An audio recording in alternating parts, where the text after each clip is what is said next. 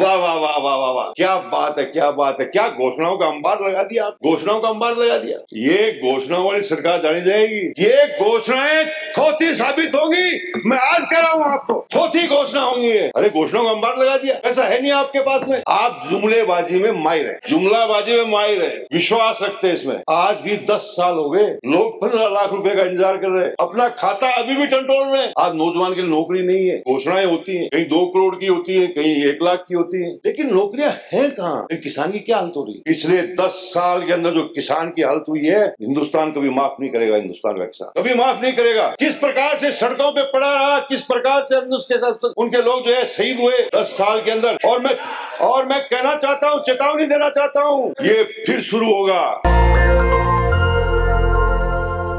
सभापति महोदय, आपने परिवर्तित बजट 2024-25 पर मुझे बोलने के लिए समय दिया है, मैं आपका आभारी हूं। सभापति महोदय, मैं कल से बराबर इस बहस को सुन रहा हूं और मुझे बड़ा दुख हुआ है,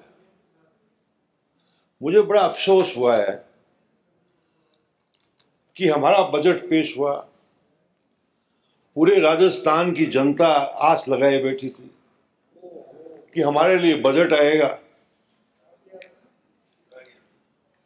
बजट आया, बजट पे बहस शुरू हुई, लेकिन मैं कहना चाहता हूं कि बजट का बहस का जो स्तर है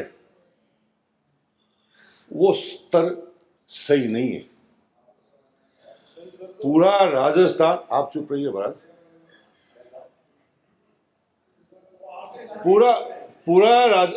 माननीय सदस्य है, मेरे मित्र है, पूरा राजस्थान आपको देख रहा है, इस बहस को सुन रहा है, और आपने बहस बजट पे हो रही है, चर्चा बजट पे हो रही है। क्या हुआ, क्या होना चाहिए, बजट में क्या चीज रह गई, बजट में क्या चीज अच्छी है, जनता के लिए क्या फायदे की, ये सब बातें होनी चाहिए थी। लेकिन मैं जिस प्रकार से ये चालू हुआ है, नगर पालिकाओं में ऐसी बहस नहीं होती है, बहस बजट की हो रही है और चर्चाएं किसी और चीज की हो रही है। तो ये सारी चीजें हैं, मैं चेताना चाहता हूं, हाउस हमारा है, राजस्थान के हाउस की गरिमा है, पूरे हिंदुस्तान के अंदर राजस्थान का विधानसभा जाना जाता है, लेकिन आप इस प्रकार से, अभी तक मैं समझता हूं जोगाराम जी, ये आपकी सरकार बनी है, ये समझ में नहीं आई आपको बनी है कि नहीं बनी अभी तक।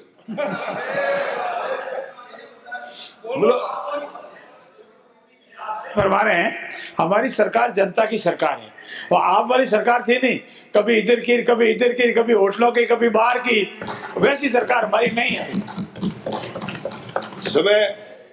समय बहुत बलवान होता है, समय बहुत बलवान होता है, राजनीति में उतार चढ़ाव सब के आते हैं। भगवान करे आपके जल्दी नहीं आ जाए, आपके जल्दी नहीं आ जाए, ध्यान रखना आप। लेकिन मैं ये समझता हूं सभापति महोदय, मेरा ये दुख था, मैं आपके सामने रखा है। यदि आपको ये मेरी बात सही नहीं लग रही कि बहस बजट पे होनी चाहिए, उसका एक स्टैंडर्ड होना चाहिए, जनता हमारी देख रही है हमारे को, आपको नहीं पसंद है तो कोई बात नहीं,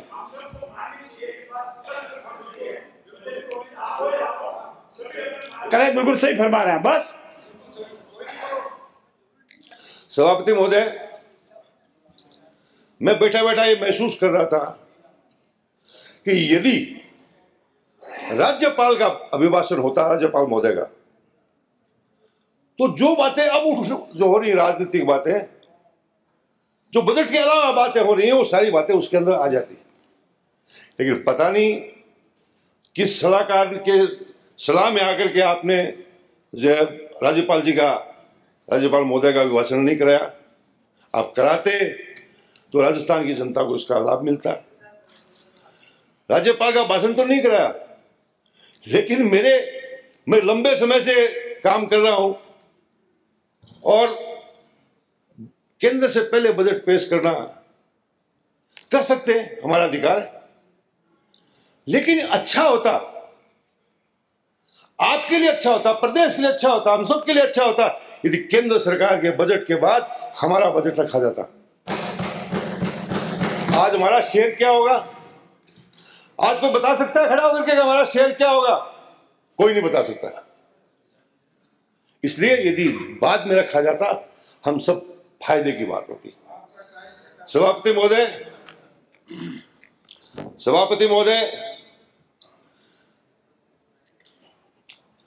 सरकार ने जो बजट रखा है बहुत लंबा समय लिया, 3 घंटे तक बैठे रहे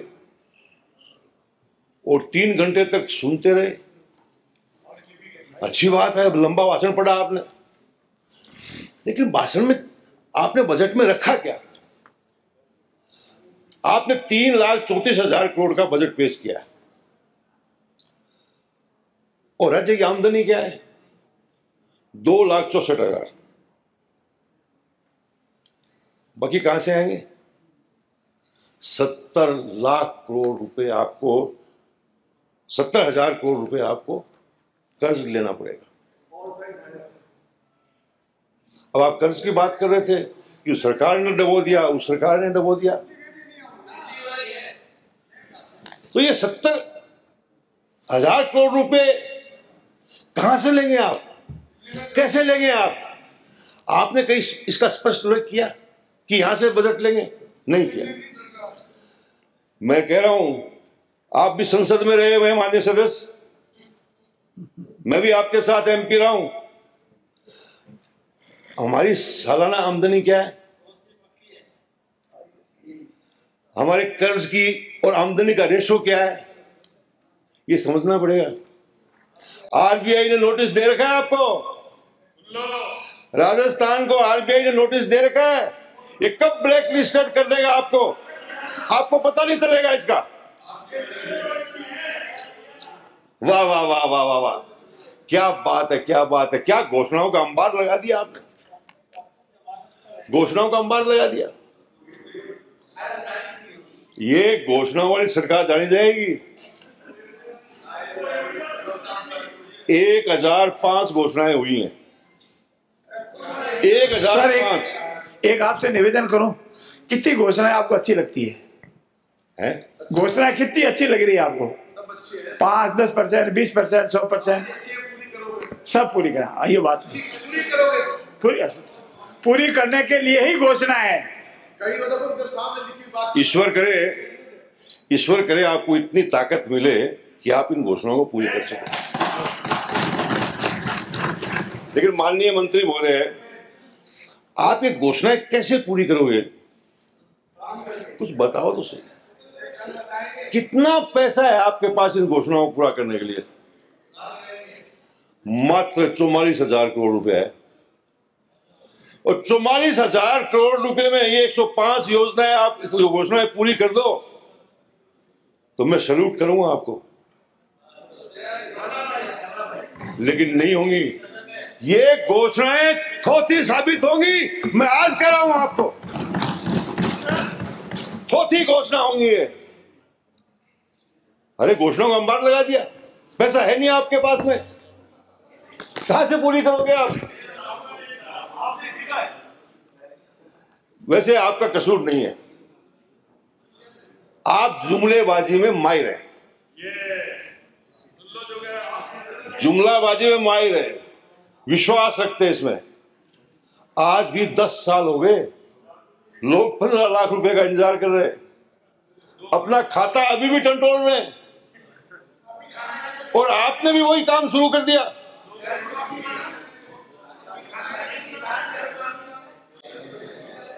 अब आप देखिए, आप बार बार प्रधानमंत्री जी का नाम ले रहे हैं। मैं सोच रहा था कि हमारे मुख्यमंत्री जी बैठे हैं, कितने भले आदमी हैं। मैं बताता हूं ताली, भले आदमी।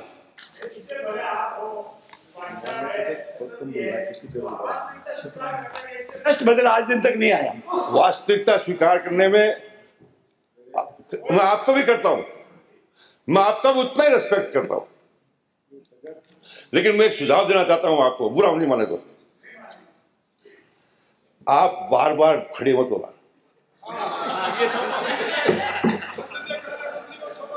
देखिए मैं हिंदुस्तान की तीनों संस्थाओं में रहा हूं, सदनों में रहा हूं।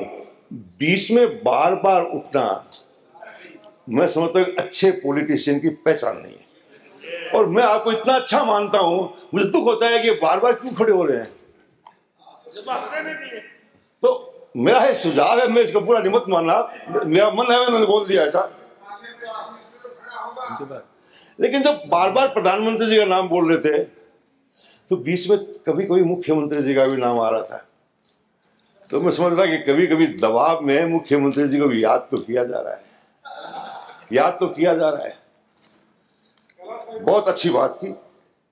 लेकिन मैं एक बात पूछना चाहता हूं आपसे। पार्लियामेंट का चुनाव हुआ, आपने राजस्थान का नजारा देखा, 11 सीटें आपने हारी, 25 का नारा दिया आपने, हैट्रिक की बात करी। और मोदी जी तो कुट्टी हो गए आपसे, मोदी जी कुट्टी हो गए। 25 की बात कही आपने और आपने जो है 11 खो दी। अरे महोदय, मैं तो शुरू नहीं किया सभापति महोदय। आपका जो समय है वो समाप्त होने वाला है, 1 मिनट में अपनी बात पूर्ण कर प्लीज। कोई बात नहीं, मैं हमारे नेता है नहीं, मैं निवेदन करूं, आज वक्ता है 34, भले ही होंगे तो आपको 12 बजे तक बैठना पड़ेगा। मैं मेरी पार्टी की तरफ से बोल रहा हूं, और आप 1 मिनट में, मैं मेरी पार्टी की समझ, ऐसे नहीं हो पाता, ऐसे नहीं हो पाता, ऐसे नहीं। मैं तो बोला ही नहीं कुछ में भी। आप समाप्त कर कॉन्क्लूड करते हैं, आप वरिष्ठ मैं ये कह रहा था, प्रधानमंत्री जी कुट्टी हो गए और वो तो आंध्र प्रदेश और बिहार में उलझे हुए हैं। अब आपको खुश रखेंगे कि उनको खुश रखेंगे? आपको खुश रखेंगे तो वो नाराज हो जाएंगे, नाराज हो जाएंगे तो फिर आपका क्या होगा? सर कोई बात नहीं, मैं समय पूर्ण हो चुका है साहब।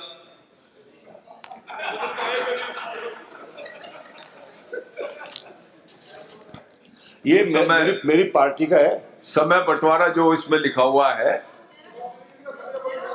आपके कहने से नहीं, ये जो समय इसमें लिखा हुआ है, हाँ तो कम करा दो आप। मेरे को आधा घंटे के लिए बोला गया है, मेरे को आधा घंटे के लिए बोला गया है। वो तो मैं अभी बात कर रहा था कि नौजवानों पे बात चल रही थी, मैं भी महसूस करता हूं कि नौजवान को आज आवश्यकता है मदद की। हमारा नौजवान बहुत नर्वस है। आज नौजवान के लिए नौकरी नहीं है, घोषणाएं होती हैं, कहीं 2 करोड़ की होती हैं, कहीं 1 लाख की होती हैं, लेकिन नौकरियां हैं कहां? आज हमको ये सोचना पड़ेगा। इसके साथ साथ में एमएसएमई को तरफ ध्यान देना पड़ेगा हमारे को। एमएसएमई की हालत हो रही है, एमएसएमई की हालत बहुत खराब हो रही है। हमारी उत्पादन क्षमता 60% गिर गई है।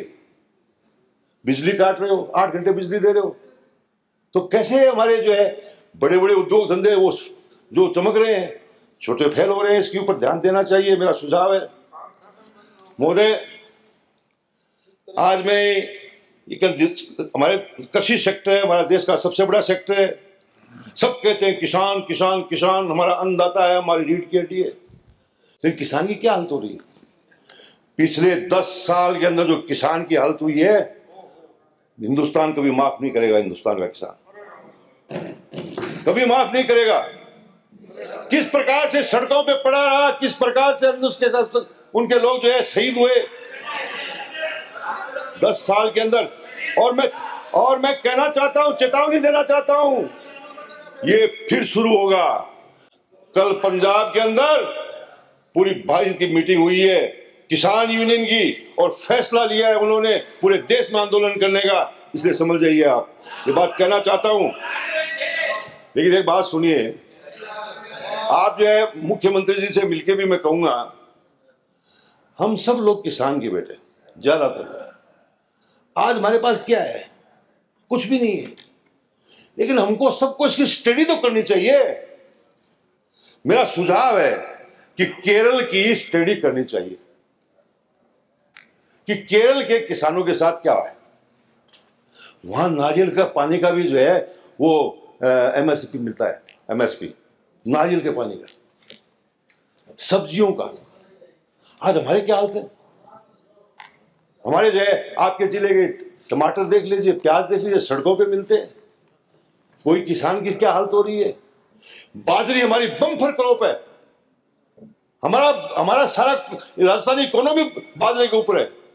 लेकिन बाजरी खरीद तो बात तो चली एमएसपी के अखबारों में कि बजट में आएगा, लेकिन नहीं आया। लेकिन विचार करना चाहिए इसके ऊपर विचार करना चाहिए। मैं समझता हूं कि आप जरूर करेंगे। 1,45,000 किसानों की आपने कृषि कनेक्शन देने की बात की है, एकदम हास्यास्पद लग रही है। अरे बिजली कंपनियों के इंफ्रास्ट्रक्चर के लिए पैसा कहां है आपके पास? क्या हालत है कंपनियों की? अरे तार के लिए बोलते हैं, पोल के लिए बोलते हैं, तो वो नहीं है। ये हालात हैं, ये सोचने की जरूरत है। आपने 33,000 जो थर्मल पावर की बात कही है, 3300 मेगावाट की, कहां से पूरा करोगे आप? आपका एग्जिस्टिंग जो थर्मल पावर है उसके लिए कोयला नहीं है आपके पास में, उसके लिए कोयला नहीं मिलेगा। मैं गारंटी कैसे कह सकता हूं कि ये कभी पूरा नहीं होने वाला नहीं है। साथियों, मेरे सरकार के साथियों मित्रों, मैं किसान का बेटा हूं। कुंभाराम लिफ्ट कैनाल हमारा जैसे एरिया का बहुत बड़ा